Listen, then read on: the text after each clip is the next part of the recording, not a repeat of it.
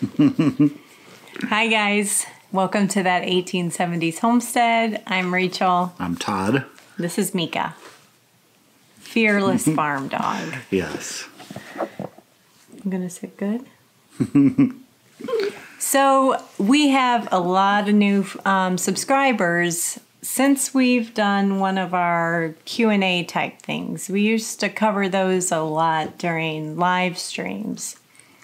We haven't done regular live streams in probably a year and a half. Mm-hmm. So in that time, it was really an opportunity to connect and get to know us more on a personal level. Yeah, and definitely. We don't know that during our day-to-day gardening and how to build and other videos that we put out that you really get to know us. And that's based on some of the comments and questions that we get in our videos. Mm-hmm. We get a lot of video comments, which we so appreciate, saying how sweet we are together, and you can see the love that we share with one another. And we do. We really do love each other. Mm-hmm. We like each other, too. Yeah.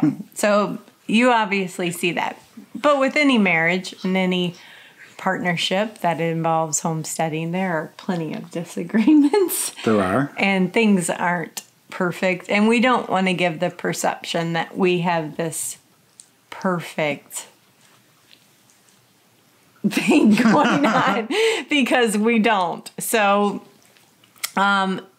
right now, just to let you know, when we were prepping for this video, we were planning to do a Q&A response based on a lot of common questions that we get, and just bring you guys up to speed to get to know us. But we stumbled upon a question that deserved its own video. So go ahead and pause this right now. Leave your questions in the comments, because we will come back and do a proper Q&A video.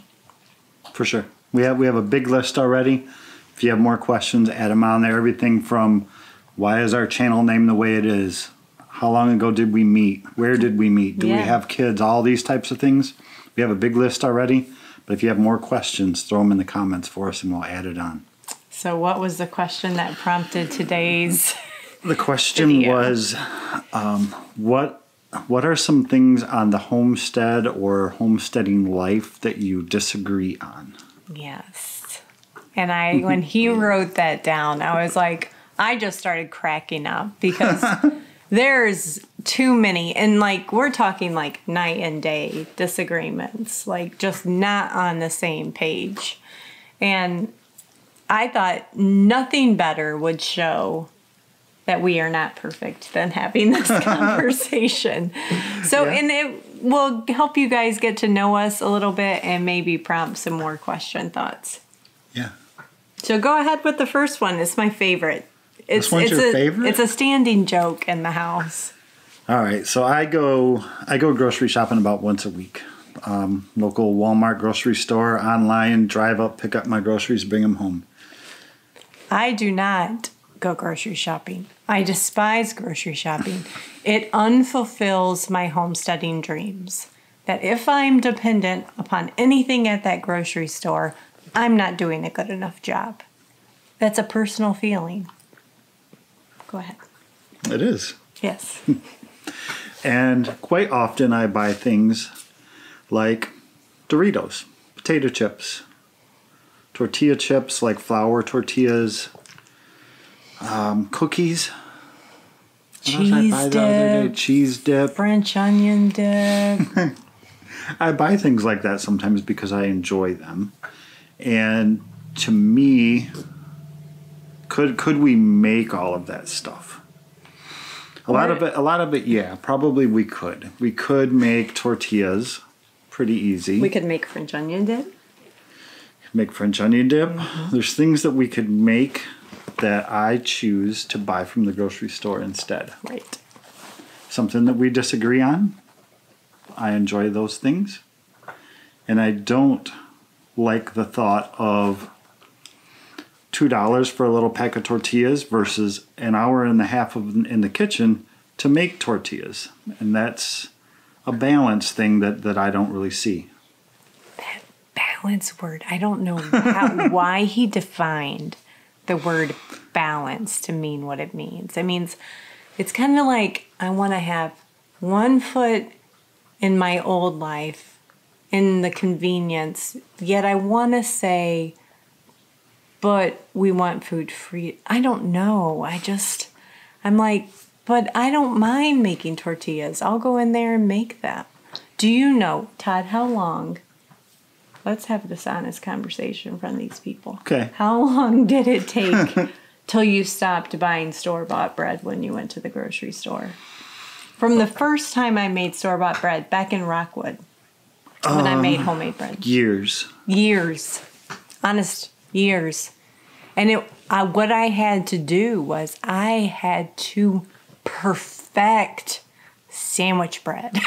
I mean, I had to practice and get so good at it that he liked my bread now better than store-bought bread. And so that was me learning to get really good at making bread. And you are really good. And him finally relenting that, wow, real food actually tastes better than this stuff that is not real. So it is an ongoing conversation topic. Like, seriously? Why did you buy that? We can make that. No kidding. Last week, I can't drop this for a minute, so hold on. Last week, out of the blue, he brings home a box of store-bought brownie mix. You guys don't know what that means to me. I about fell out in the kitchen. I make some darn good brownies, so number one, I'm pretty offended. And number two, what were you thinking? It said sugar-free on the box. And I don't like to eat sugar. I will eat sugar, but when I eat it, I feel guilty. Like I can't really enjoy this, or I can only eat a small little portion. I thought, sugar-free brownies, I can eat all I want. So Father's Day comes around and I make him brownies because I can hear that he's craving brownies. But you better believe that box of store-bought mix is still sitting in the pantry because I did not. I refuse. I don't. You'll have to do that. I can't bring myself to do it. Does anybody want a box of brownie mix? Oh, that's so funny. But number two is it's something that I'm passionate about. And if you're new here, maybe you don't know that.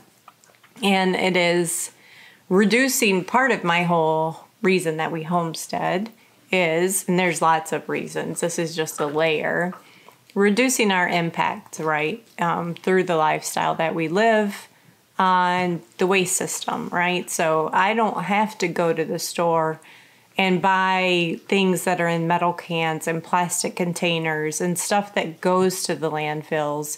And it adds to the carbon footprint through the shipping industry and the commercial food industry because I'm making it right here on our own home using my own jars in our freezer, our own electricity. This is my carbon footprint, is this 6 acres that I own. And so in that journey, I make and have been even since way back before my own deodorant, soap, shampoo, you name it, I make it if it's going on my body. Not me. Todd still buys his Degree deodorant, his Irish Spring, his Pert Plus. I can't convince him. I think I finally this year got at least my soap on rotation in his shower. Very true. I don't enjoy the toothpaste. The baking soda and the charcoal, and didn't enjoy that at all. The deodorant I think you made for me one time, I tried it and I didn't really like it. And soap, yes. I switch soaps. Like every time I get a new bar of soap out, I get a different like flavor. Smell. Scent. Flavor. That way, because like you get like so used to the same scent. So I switch every time. And during my rotation now, I get one of Rachel's and it gets inserted in my cycle. So it is something that he just says it's part of his balance. He still gets to enjoy the things that bring him comfort, and my deodorant isn't one of those. Very true. Yeah, but I do still, in his stocking every year, I'll throw like a homemade lotion bar, homemade chapstick, trying to convince him that these things are nice. Yeah. Number 3 is a cow, or namely raising our own beef. Yes. Not a cow for milk, but more in terms of a steer that we would raise on our back pasture until it was big enough to harvest and turn into meat for the freezer. Yeah. I don't see any reason we can't do that right now. I mean, it's not a year-long commitment. I'd say like 8 months. We don't have to overwinter them. Get one, raise it up, harvest it. Just very similar to our pigs. I don't agree. I think from a time perspective, I disagree. That I don't really want to take on that burden right now. With the fact of how much time we currently have to do those types of things. We both work full-time jobs in addition to everything we already do, plus YouTube, plus try to relax. And adding that in now to me just doesn't make sense. So we have come to a compromise in that once we retire, we'll have beef. Yeah. You see, guys, I hope you're getting the scales weighing on who does more compromising. I need you guys' support here.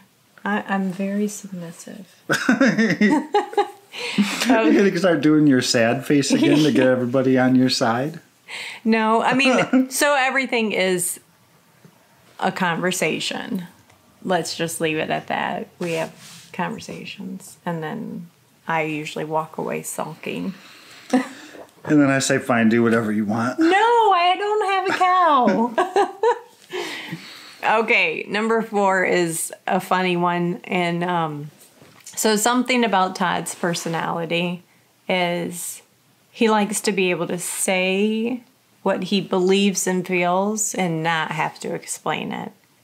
And that's not my personality at all. If I tell you how I feel the need to explain why I feel the way that I feel.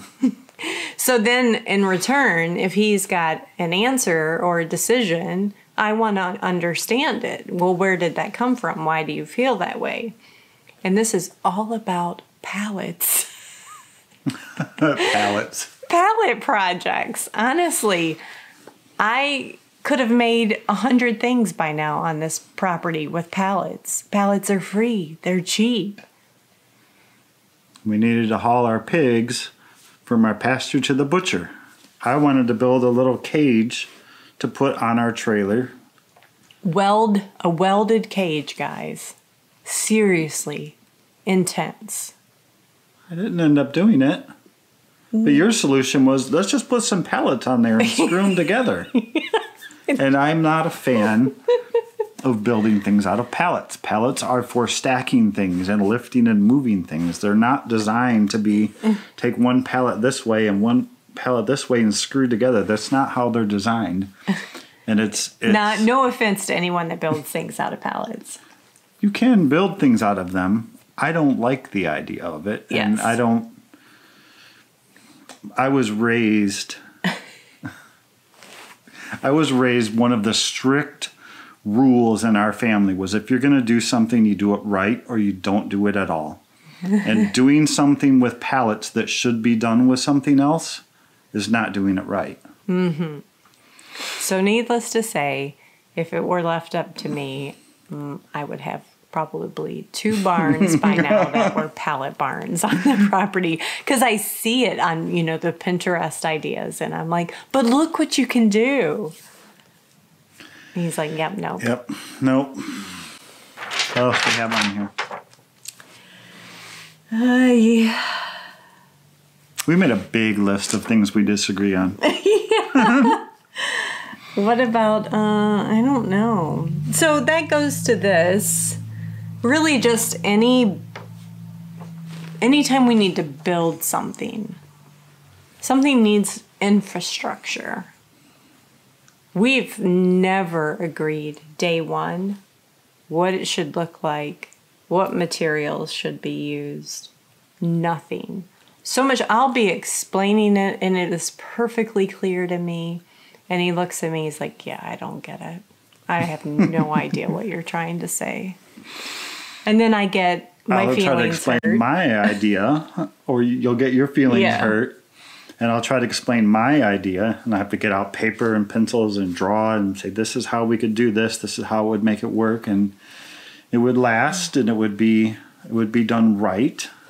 And yeah. So right now, the current conversation, which can feel exhausting because neither of us like tension. Neither of us like strife. We thrive in peaceful environments.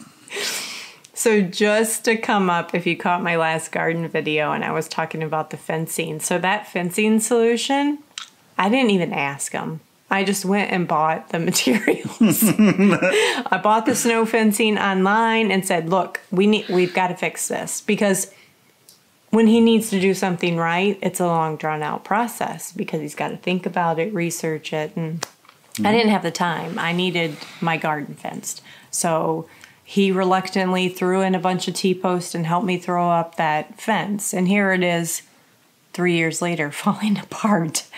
So now I'm trying to, let's go back to how should a garden fence be designed and properly where it lasts and it's a good build. And it's just one of those conversations. Yeah. So I have to get the pen and paper or find pictures, usually pictures. Yeah. Pinterest pictures. Yeah. No pallets. Nope, it won't be pallets, I promise. What else do we disagree on? Well, that kind of segues into the other one, which is like priorities. It's not really a disagreement. It's just one of those conversations we tend to decide to avoid until they can't be avoided anymore. Yeah. So you're talking like long-term projects, big plans of things? Yeah, just like the future, right? Oh, guys. This is not a futuristic guy. I'm a planner. I know what we're doing 10 years from now in August. That is like my brain. You can't think like that. Yeah. I don't think that way, and I don't know why. I've never thought that way. Yeah. So with that, like, because it gives me anxiety not to know what at least the next 5 years looks like. Especially as we're entering like our retirement years. So to have like budgeting conversations and like financial planning conversations and future, where does investments need, like, right? So we live in a very old home. We have to do some significant investments to maintain the integrity of our home. New windows, things like that. I mean, we've talked about we'd like to put an addition maybe on the house, but then at the same time, maybe we should put a barn in. All those kind of, have a pond dog or. Right. So there's I want a greenhouse, right? How do you, and we don't do anything on credit. It's all very strict. We follow Dave Ramsey principles. So we have to plan long term so we know where to save money and so that we can do these things. And those are not always aligned. I'll just say it like that. And they can take hard conversations. Yeah. There's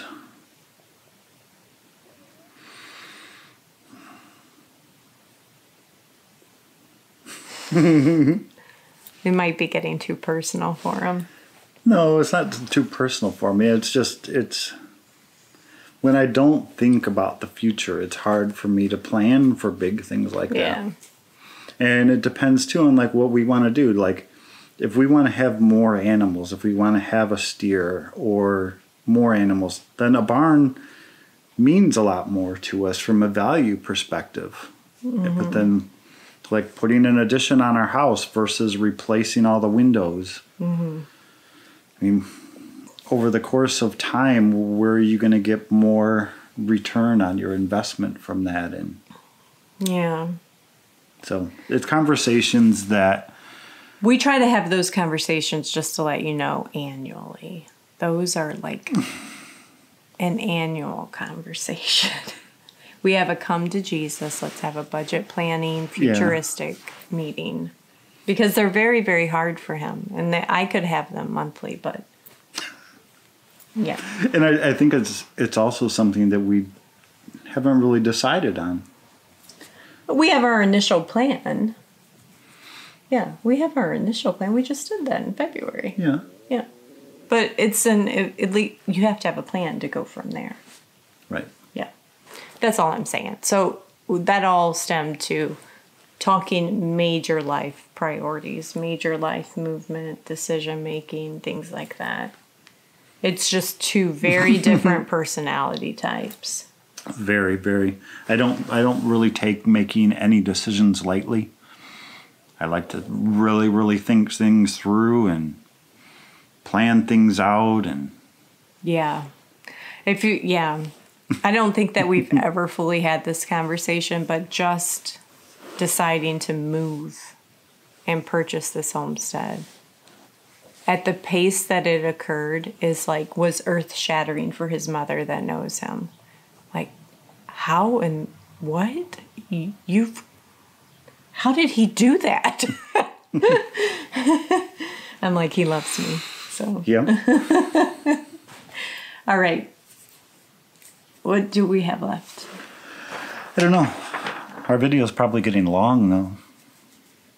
So we'll sum it up with two light ones because that one was pretty heavy.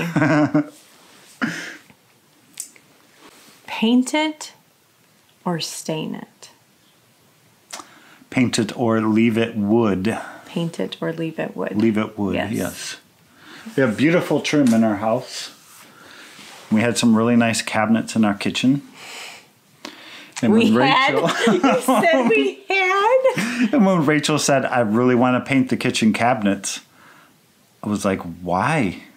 That maple is so pretty. She's like, because I want to. I've always dreamt of a white farmhouse kitchen. So it was something we didn't agree on. The compromise came on my side this time in that if you really want this and it's the kitchen you've always wanted, paint them and enjoy. Yes. But I didn't want to stop there. So there's old wainscoting, like beadboard on the other side of the wall. You guys probably rarely see it in the kitchen. And I was like, that should be painted white. Oh, hold on a second. Now we're touching the historical piece of this house. Like the guy told us, I don't know how much I believe it, but that all this trim work is original. And where it's not original, he had like a special lathe made or something. Yeah. To mimic the pattern and everything, which seems pretty ornate for an 1870s style. So I'm sure it's old. Let's just leave it at that. But guys, I love white. I love clean. I love white. And I would paint it all. And I will never win that one. Never. But I think there's a compromise.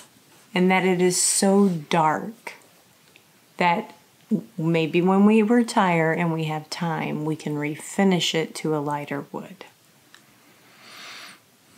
Maybe. Yes. I think I could compromise there if it was just lightened up and not so heavy. It is just too dark. Yeah. There's other things I don't. When you tell me that you want to paint something, as in walls and wall color, I have zero input. Yeah, you don't care. And I don't really care. Yeah. As long as it's not like really wacky and way out there, which your style isn't that way. So Yeah. you want to paint the living room tan, brown? Right. I don't care. Right. Anything else I There were- wanted to paint that you said no, leave it wood? You painted that brick in the kitchen, and I wasn't really crazy about that idea. Ew, But really? Because that I didn't was like- orange. Yeah, but I didn't like the way it looked before either. It's just I'm not a fan of painting brick. Oh, right. Even where we lived before, you wanted to paint I the did. brick on the house. And I'm I like, did. no, we don't paint brick. Once you paint brick, you can't unpaint it. You're forced Yeah. to paint it every time they're going forward. Where if it's just brick, you don't ever have to touch it. Right. But I had experience where my sister had a house and she painted her brick and it looked amazing. You just probably got to repaint it every 3 years now. Last one is we have a lot of trees on our property. And I can appreciate trees. I really, truly do. But there are certain trees I would like to see gone. They're either a hazard or I would like to see them now, actually 3 years ago, replaced with something else that is more useful and pretty to look at in the future.